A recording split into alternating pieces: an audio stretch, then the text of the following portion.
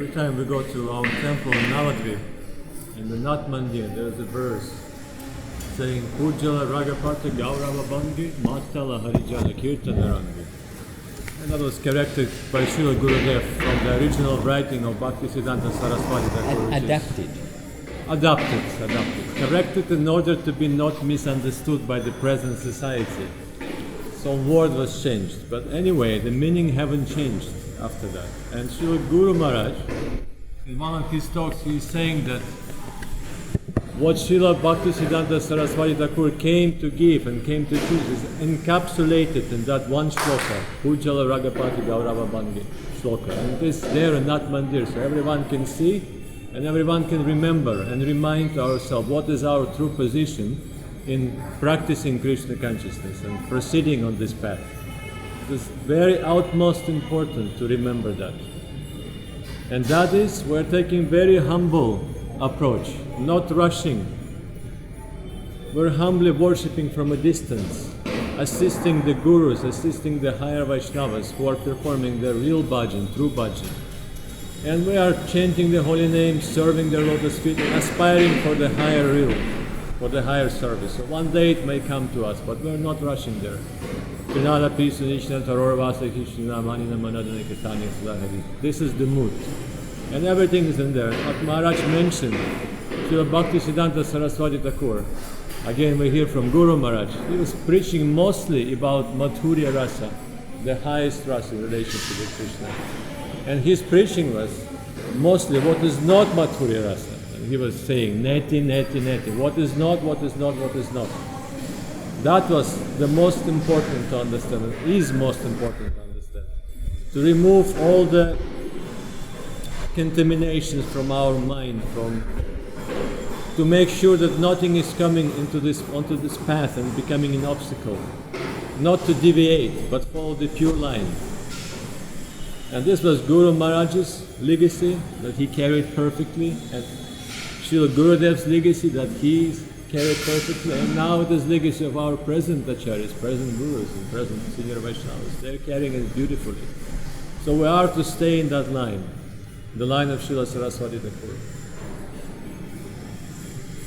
And also Srila Saraswati Thakur, like Guru Maharaj, he used to say, what Srila Gurudev, his Gurudev, Prabhupada, was doing and saying was mostly revolutionary by nature. No one before would do something like that, and no one before would say something like that.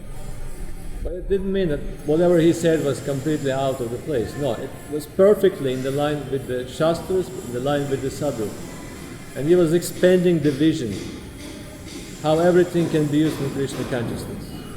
Vaikuntha vritti. Everything that is in this world, any innovations, anything that exists in this world is actually meant since the beginning for the pleasure of Krishna. So what we can do with that is to use it in the service of Krishna. So, Vaikuntha vritti. That was one of the principles that Saraswati Thakur brought into this world. And he was, as we know, dressed in a Western cloth when it was necessary to do. He took motor cars, and in order to preach to someone who is very respectable and very high in this world, he would even arrange the meat dinner. And to that Srila Guru Maharaj, he actually objected, humbly objected to his guru. He said that maybe it's not a good idea, it will set a bad example for all of your followers. And then Saraswati Thakur dismissed it, saying that I decided that 10,000 years ago we can use, for preaching's sake, with the pure intention, full faith and full sincerity, we can use anything and everything. So that was the mood of Saraswati Thakur. And that is the mood to follow. Not to imitate, but try to follow. We should remember that this was the house of Bhaktivinoda Thakur. And he occupied a very important position at that time. He was a magistrate of Puri. Also, he was the general manager of Jagannatha, so he was making sure everything was all right, and also governing the whole Puri town. So he was visited by multiple VIP personalities. And at that time, Bimal Prasad, Srila Bhaktisiddhanta Saraswati's name when he was a child, he was maybe around 10 or 11. And then one big guru came, to see Bhaktivinoda Thakur. And Bhaktivinoda Thakur is having a conversation with the Guru in the garden. And then at a certain moment, Bhima Prasad, he is entering the grounds of the house, and then he is paying his dandavats right there, from a distance, from very far away. And then Guru is very perplexed. He says, "Is this your son?" Bhaktivinoda Thakur says, "Yes, this is my son, Bhima Prasad." And then Guru is saying, "Why is he not coming closer?" Oh, Bhaktivinoda Thakur said, "He will not come close when you are here." I said, "What does it mean?" "Oh, you give a vow that he will never come close within 20 or 30 meters of sahajiyas."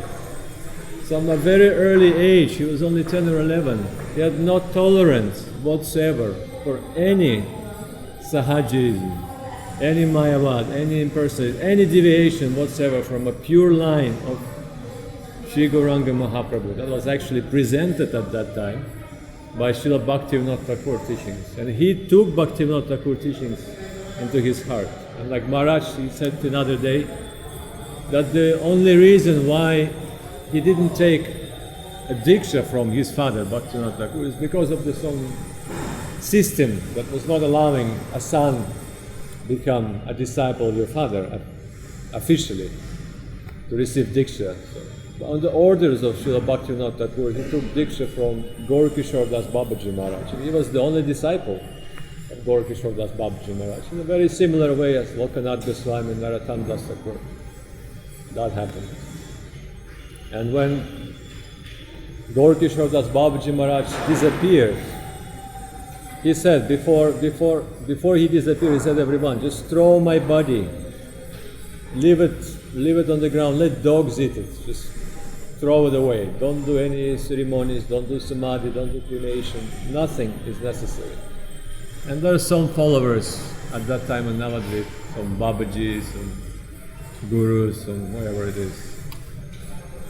And when that happened, they came and they wanted to take the transcendental body of Gaurakishor Das Babaji and actually do according to his will. And they say, "Oh, he wanted to do that.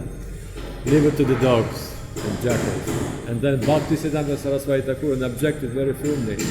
And he said that if any one of you haven't committed any illicit activity in at least 1 year, you can step forward and touch the transcendental body of Gaurakishor Das Babaji, and nothing will happen to them. And everyone was silent, nobody stepped forward. Then Bhaktisiddhanta Saraswati said, "If any one of you who didn't commit any illicit activity within a month, step forward and you can touch this body, you can touch this body." Nobody stepped forward, everybody stepped back. Because they knew the power of Bhaktisiddhanta Saraswati Thakur. He was a Naishtika Brahmachari, they were also intelligent people. And then he said, "If any one of you who haven't committed any illicit activity in 1 day, you are qualified to take the body of my Guru Maharaj and do whatever he asked you to do with it." And then no one stepped forward. And then Bhaktisiddhanta Saraswati Thakur, he took the transcendental body of his Guru and then he gave a proper burial, proper samadhi, Vaishnava samadhi to that body. That has also happened. The lion Guru, like Maharaj was saying. Sometimes some sahaji or impersonalists will see him just walking on the road with other devotees, they will cross to the other side because he will never give them any peaceful time.